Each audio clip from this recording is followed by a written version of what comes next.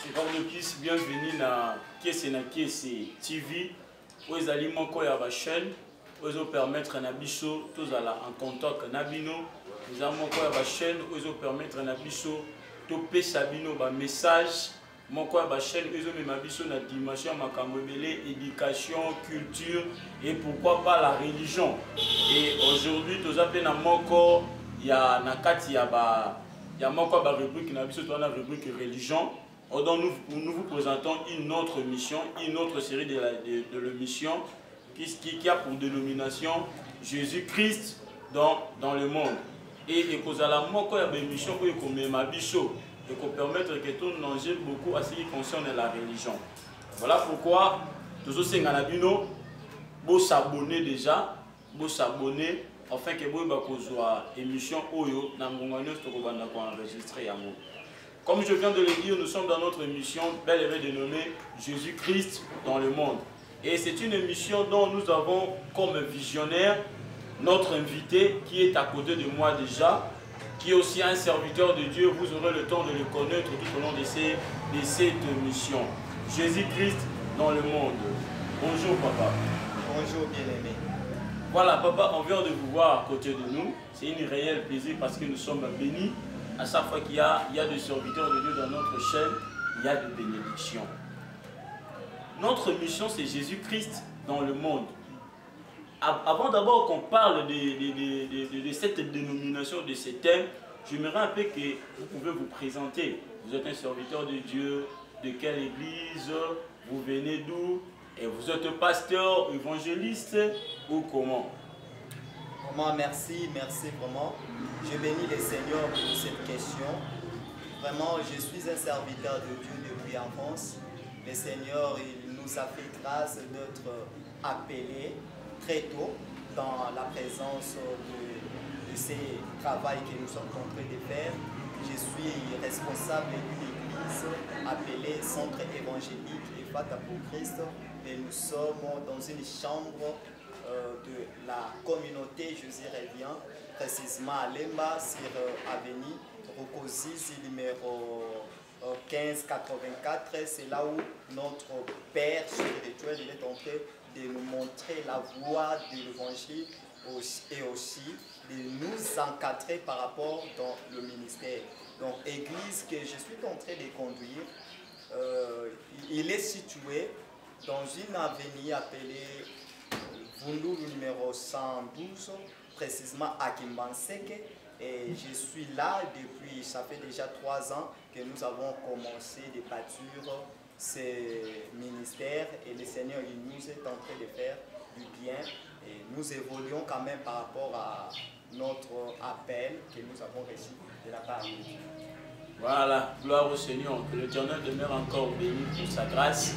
Je crois que vous me reconnaissez déjà, c'est votre frère, le frère Manassé Silitadi, dans le cadre de l'émission Jésus-Christ dans le monde.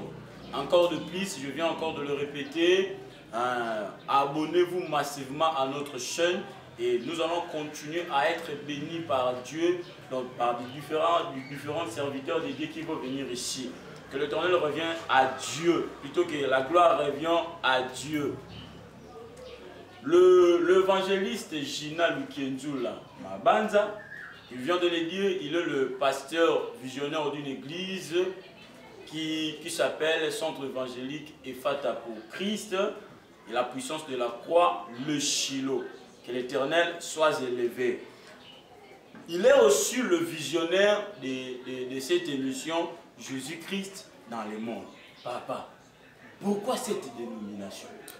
Vraiment merci, je voulais vous montrer et montrer dans le monde et au milieu de nous, il y a plusieurs dieux. Dans le monde, il y a plusieurs dieux. Parce que actuellement, le monde, nous voyons le guerre de la divinité. Donc nous avons plusieurs dieux. Et d'ailleurs, je peux te dire, il y a eu un homme, je ne sais pas si vous avez suivi à Kenya, qui était sorti pour dire que moi je suis Jésus. C'est vrai. Moi, je suis. Et actuellement, il y a des religions des Noirs qui disent qu'il y a un Dieu quelque part dans le Congo central. Mais nous voulons montrer que Jésus-Christ est dans le monde. Et pourquoi Jésus-Christ est dans le monde? Il est qui? La Bible en parlait dans tant de manières et dans plusieurs façons. Et nous voulons montrer que Jésus-Christ est dans le monde et sa vision aussi dans le monde. Donc voilà pourquoi le Seigneur nous a appelés et il nous a mis à cœur de parler, de démontrer la révélation. Parce que dans ce temps de l'Avent, le monde attend une révélation du Fils de Dieu. Et c'est en nous maintenant qui sont révélés par rapport à la personne de Jésus, de comprendre le véritable Dieu. Et nous sommes là pour apporter la lumière dans le monde. Donc la lumière que nous sommes tentés d'apporter, c'est bien belle que nous appelons la révélation. C'est comme si apôtre Jean, quand il était dans l'île de Patmos, il a connu tant de choses, il a vu tant de choses, il a réalisé que la parole faite chair qui était habitée au milieu des hommes, parce que Jean chapitre 1, le verset 14 nous dit, la parole faite chair. Et cette parole qui était au commencement, la parole qui était au commencement, c'était la parole qui a été faite chair. Mais cette fois-ci, on doit l'appeler Jésus-Christ dans le monde. C'est que quand nous voulons présenter Jésus-Christ dans le monde, c'est un moyen de nous présenter et de présenter la parole de Dieu dans le monde. Parce que l'homme a été créé dans la parole de Dieu. Toute chose a été créée dans la parole de Dieu. Toutes les subsistances, tout ce que nous voyons, la Bible dit, en elle, il y avait la vie. Et elle là, c'est la parole de Dieu. Donc nous voulons présenter Jésus, mais aussi la parole dans le monde. Gloire au Seigneur, que l'Éternel demeure vraiment béni. Et je pense que c'est déjà un débit avec la gloire de Dieu. C'est déjà un débit avec la gloire de Dieu. Et j'aimerais encore répéter, nous pouvons le prendre que Nakiese TV. Abonnez-vous, parce que nous aurons beaucoup de temps d'édification avec l'évangéliste Gina Lukindu là, qui est à côté de moi, qui vient déjà de nous dire pourquoi cette dénomination. Waouh! Mais une question m'est survenue avant que nous puissions continuer dans notre mission d'aujourd'hui. En tout cas, nous sommes bénis. Papa, parle-nous un peu de la révélation. Parce qu'on a tant de diversité aujourd'hui à propos de la révélation. Okay. Quand quelqu'un dort, l'Éternel vient lui donner peut-être un songe là, et quand il se réveille, il dit j'avais eu une révélation. L'Éternel vient, il fait montrer à quelqu'un des visions, il dit j'avais eu une révélation. Mais vous venez de parler d'une révélation. Et d'autres prédicateurs nous disent aussi, la révélation par excellence, c'est la parole de Dieu. Est-ce que vous pouvez un peu nous éclaircir par rapport à cela, afin que nous puissions continuer dans notre mission Jésus-Christ dans le monde? Ok, merci. Quand nous parlons de la révélation, c'est la perspective de la vision de ce qui est dans le monde surnaturel que tu peux l'amener dans le monde physique. Okay. Or, quand nous parlons de la révélation de Jésus-Christ, ce que nous voulons montrer dans le monde, nous voulons montrer là où la prophétie a bien souligné. Parce que le prophète Ésaïe, quand il a vu ces choses, il a écrit et il a parlé dans le peuple d'Israël en leur disant, dans le temps à venir, la Vierge deviendra enceinte et elle enfantera. J'aimerais qu'on puisse le lire parce que c'est aussi notre révélation, que la Bible parle, que la Bible parle.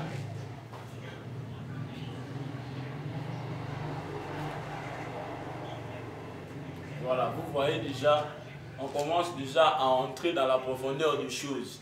Okay. On commence déjà à entrer dans la profondeur des choses. La Bible est déjà là. Donc si nous voulons parler, on va parler par rapport à la lumière des Écritures. Par rapport à la lumière des Écritures. Nous sommes dans le livre de Matthieu.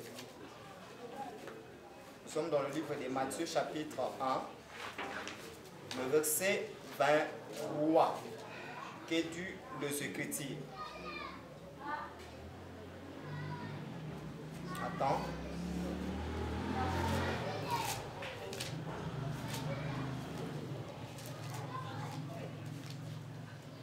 Matthieu chapitre 1, le verset 23. Je lis au nom de Jésus. Amen. Voici la Vierge sera enceinte. Elle enfantera un fils et on lui donnera le nom d'Emmanuel, ce qui signifie Dieu avec nous. Ici, c'est un ange qui parle devant Joseph qui était fiancé de Marie. Et le mari dont nous voulons parler a été déjà vu par le prophète Ésaïe. Parce que Ésaïe a vu dans le temps à venir la jeune fille fiancée, elle sera enceinte et elle enfantera un fils et qu'on donnera dans cet enfant le nom d'Emmanuel. Et là, c'est la prophétie. La prophétie, quand il vient, il n'a pas donné la signification, la vraie signification d'Emmanuel. Et c'est l'ange qui était venu pour nous donner l'explication d'Emmanuel. Alors, la prophétie, c'est la révélation. Et dans la révélation, il y a l'explication. Et celui qui vient pour expliquer, il faut qu'il ait sorti dans l'éternité. Et c'est que c'est l'ange de l'Éternel qui était venu pour nous donner les explications d'Emmanuel. Donc Jésus-Christ est dans le monde, nous voulons montrer qu'il n'est pas seulement un fils. Si Jésus était un fils, là je peux dire oui, mais en réalité, dans la divinité, la Bible dit que toute la divinité de Dieu habitait en lui.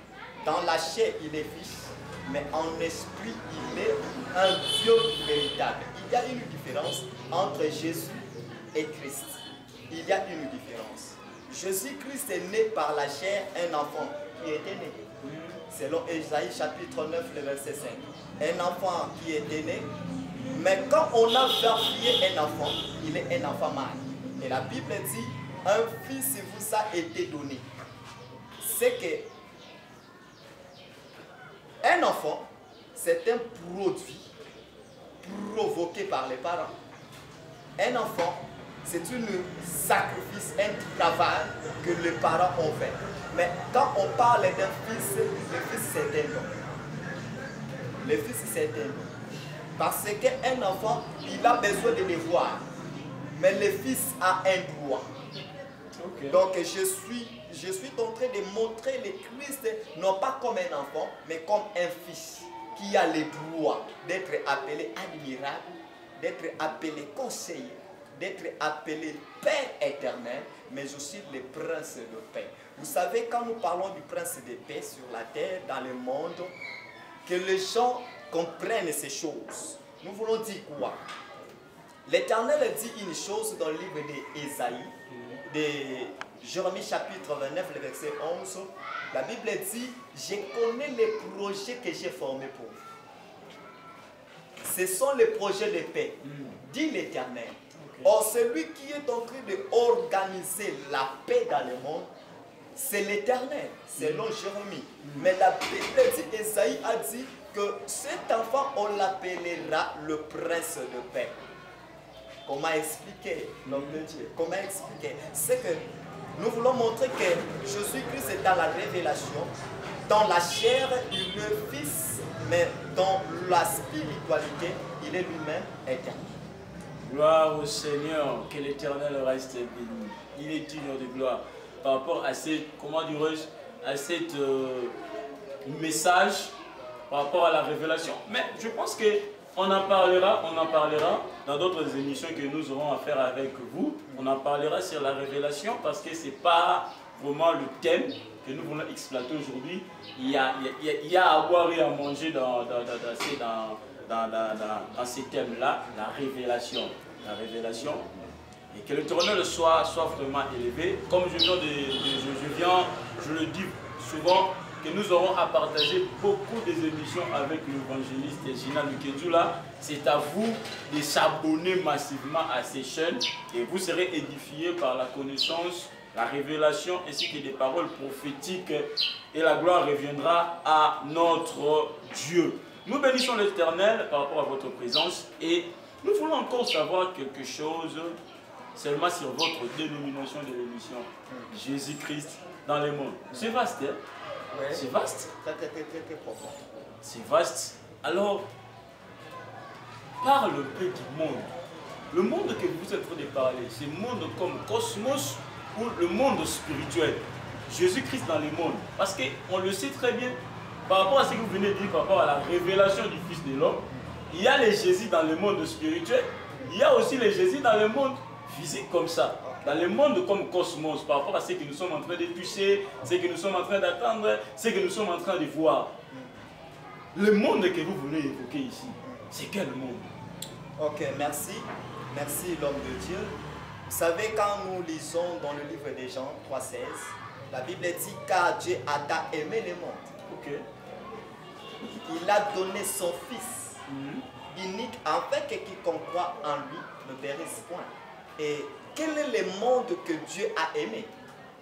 Est-ce que ce sont les montagnes? Ce sont des poissons? Est-ce que c'est des animaux? Moi j'ai dit non. Mais le monde que Dieu a aimé, ce sont les personnes créées à l'image de Dieu. Parce que nous vivons dans le monde appartient à l'Éternel. Car Dieu a aimé, il n'a pas voulu seulement aimer. Parce que quand on aime, on donne. Et la vraie révélation d'aimer, c'est de donner. Quand tu ne donnes pas la révélation de donner ou de aimer, reste comme si tu es en train de présenter des illusions. Et le monde dont l'Éternel a aimé, c'est toi et moi et nos bien-aimés qui nous suivent. L'Éternel t'a aimé et voilà pourquoi il a envoyé son Fils dans le monde afin que tu puisses croire en lui.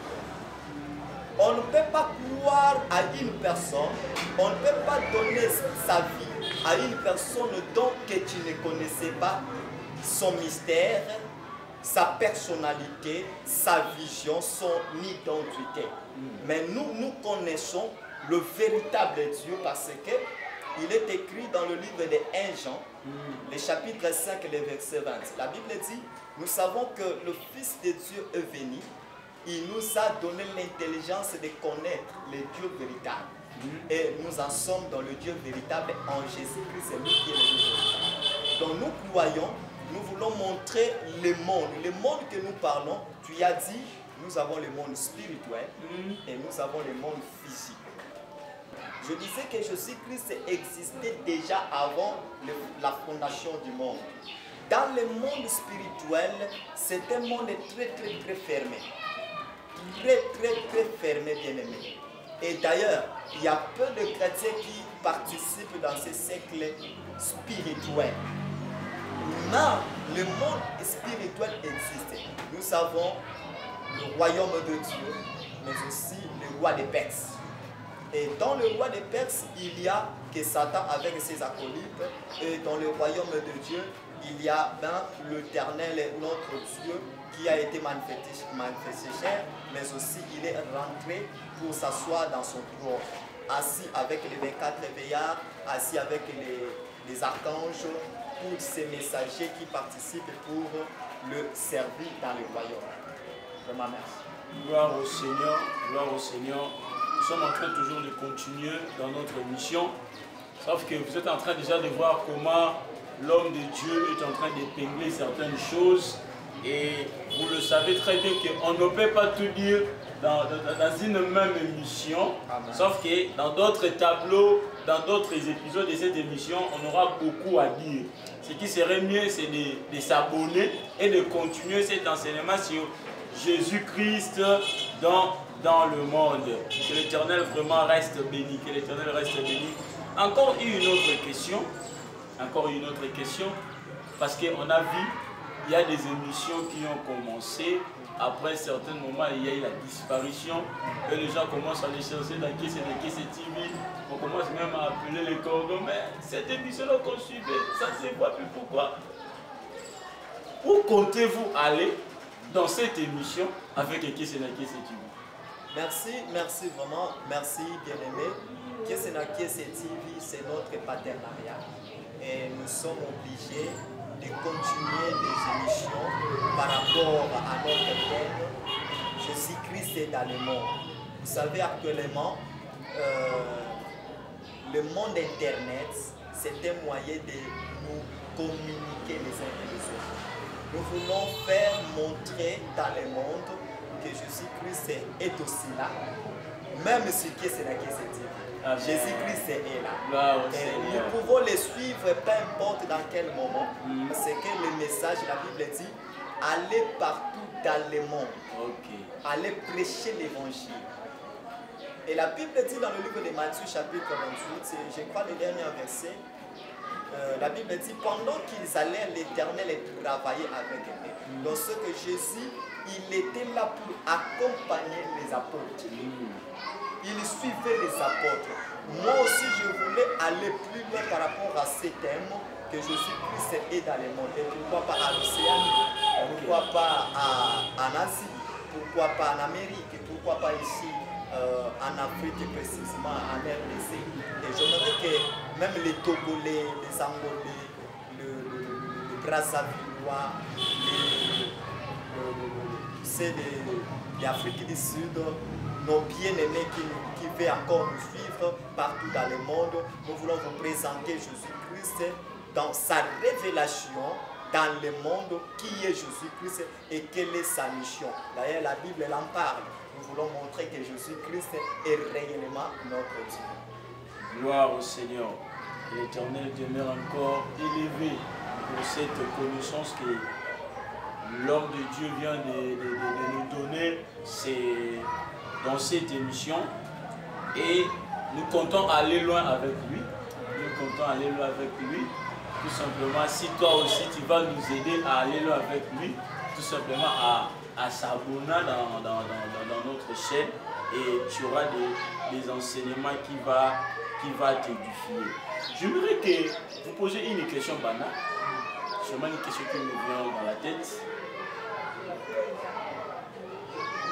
Jésus-Christ et l'homosexualité.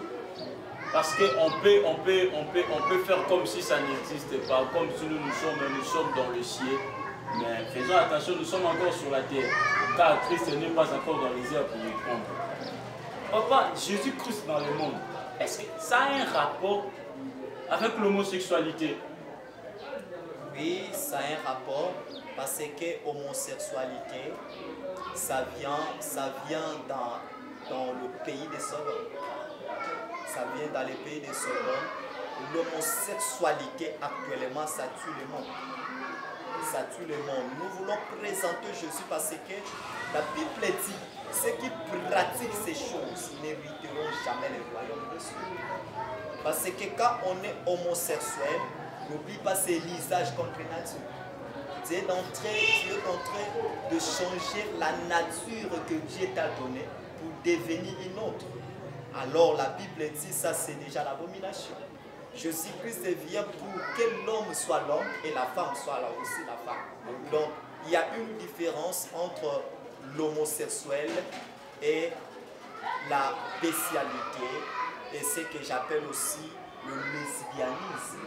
Actuellement dans le monde, il y a beaucoup de choses qui se passent, mais c'est contrairement à la volonté de Dieu. Voilà pourquoi nous voulons épingler dans le monde que l'homosexuel ne pourrait jamais toucher notre pays comme nous. Je le dis haut, parce que notre pays n'a besoin que de la révélation du Fils de Dieu. Ne venez pas introduire l'homosexuel ici au Congo, parce que notre pays a été déjà béni dès avance. C'est un pays de la terre promise. Et nous sommes un terrain plutôt prophétique. Une terre prophétique que le Seigneur nous a donnée. Et d'ailleurs, il y a des hommes de Dieu qui a été déjà passés. Il nous a présenté que Congo, c'est le paradis. C'est un demi-paradis que nous voulons montrer que paradis en minerai, paradis dans les hommes de Dieu, paradis, nous connaissons beaucoup. Et nous sommes intelligents et nous sommes dans une dimension de concevoir des choses de Dieu et de protéger la sainteté. Et dans le pays, nous sommes en train de faire montrer aux gens que l'homosexuel ne pourrait jamais entrer dans notre pays parce que ça doit introduire ce que nous appelons l'abomination devant notre Dieu. Gloire au Seigneur. Pourquoi cette question? Parce qu'il y a déjà quelques prédications de notre de l'homme de Dieu, l'évangéliste général Nkendula, qui sont en train déjà de passer sur Kies et TV. Et parmi ces prédications-là, on avait vu aussi un thème là qui parle de l'impudicité, la masturbation et ses conséquences. Vous avez épinglé tant de choses. Voilà pourquoi on a eu le temps de vous poser encore cette question-là. Nous sommes arrivés pratiquement à la fin de notre émission. Et je pense qu'on n'a pas beaucoup parlé sur la personnalité, la divinité, ainsi que le message du Christ. Et nous le renvoyons, ce sont des thèmes que nous aurons à développer dans nos prochaines émissions. Je pense que cette émission a été conçue simplement, surtout ces tableaux, pour vous présenter l'émission et vous présenter l'homme de Dieu, le visionnaire de cette émission, qui va continuer de nous bénir dans cette émission. Papa, votre mot de la fin, afin qu'on essaie un peu de chiter. Ok, merci. Avant de chiter, je voulais présenter la vision de l'Église, parce que c'est aussi très important, parce que nous sommes comme les pasteurs responsables, les révérends évangélistes Gina Kienzula Mapanza, la colonne. Pourquoi la colonne? Parce que j'ai essayé de montrer, et le Seigneur m'a montré aussi la vision de cette colonne qui était sortie dans l'arche, mais bien après il était retourné pour parler et pour ouvrir le ciel. La vision de Fata est née dans le livre de Marc, chapitre 7, le verset 32 à 34, là où l'Éternel Jésus-Christ, il avait guéri un homme qui était sourd, il ne parlait pas, et il avait prononcé Fata. Et la Bible dit, l'esprit qui était dans cette monsieur, il était sorti et l'enfant fut guéri. Et Fata en hébreu, ça signifie ouvre-toi. Et c'est là que nous avons eu l'inspiration de faire sortir cette vision dénommée Ephata. Pour notre Seigneur Jésus-Christ, Ephata est un instrument de restauration et d'évangélisation porte à porte, reliant la foi par les Écritures, c'est-à-dire la parole de Christ. Et nous sommes un instrument d'évangélisation et de restauration. On peut restaurer ce qui a été déjà pollué. On peut évangéliser là où on n'avait pas encore, on a eu le temps d'aller prononcer la parole de Dieu. Et d'ailleurs la Bible dit aller jusqu'aux extrémités. Et nous sommes aussi aux extrémités, dans le terrain périphérique, nous voulons montrer la parole de Dieu. Un instrument de réveil des consciences à la mission du Christ Jésus, en savoir gagner les âmes, les former et les envoyer pour la mission de la conquête des âmes en ces temps de la fin. Donc notre mission, notre vision, Église Ephata, c'est aussi un instrument qui est aussi très fort. Nous voulons aller dans le monde, prêcher le monde, gagner les hommes, former les hommes et envoyer les hommes pour la mission de la conquête en ce temps de la fin. Et à la fin, nous voulons dire que Ephata est aussi un instrument de la vulgarisation de la parole prophétique et de la saine doctrine de Jésus-Christ en ce temps de la fin. Pourquoi nous disons que la parole prophétique, la vulgarisation de la parole prophétique, parce que la Bible est codée. Il faut les décoder. La Bible est scellée, il faut les déceler.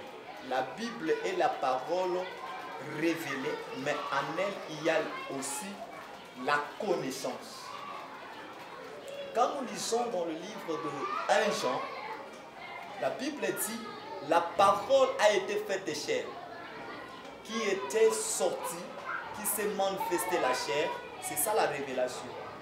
Mais quand tu veux parler de la Bible, il faut remonter dans le livre de 1 Corinthiens chapitre 14, verset 6, là où apôtre Paul vient pour dire dans l'église de Corinthe, je veux que je sois au milieu de vous pour vous parler, soit en doctrine, dans la connaissance, en révélation ou dans la parole prophétique.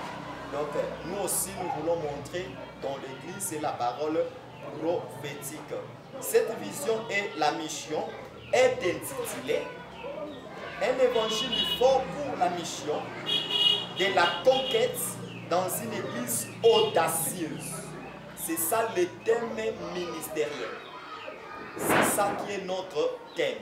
Donc, Ephata, qui est une centre à Kimbanseke, mais aussi dans le monde, nous voulons aller au-delà, voir au-delà, aller jusqu'aux extrémités de la terre pour présenter un évangile fort pour la mission de la conquête dans une église audacieuse. Mais dans cette belle vision, dans cette belle émission que nous sommes en train de dire Jésus-Christ est dans le monde. Pour présenter Jésus, il faut présenter la personne de la révélation de Jésus-Christ. Vraiment, je sais que ce que j'allais dire dans cette émission, ce n'est que ça, mais nous voulons aussi aller au-delà de ce que nous voulons parler. Merci. Voilà, la gloire soit rendue à notre Dieu. C'était bel et bien votre émission Jésus-Christ dans le monde avec l'homme de Dieu, l'évangéliste Gina Lukienzula Mabanza, la Colombe. Et nous vous donnons rendez-vous à notre prochain numéro de l'émission. Il nous a parlé aussi de l'Ephata qui est l'église dont l'évangéliste est en train de diriger. Et il nous a donné aussi l'adresse. Et dans nos prochains numéros, on aura encore beaucoup à parler de l'église et de la parole de Dieu. Que l'Éternel vous bénisse. À la prochaine.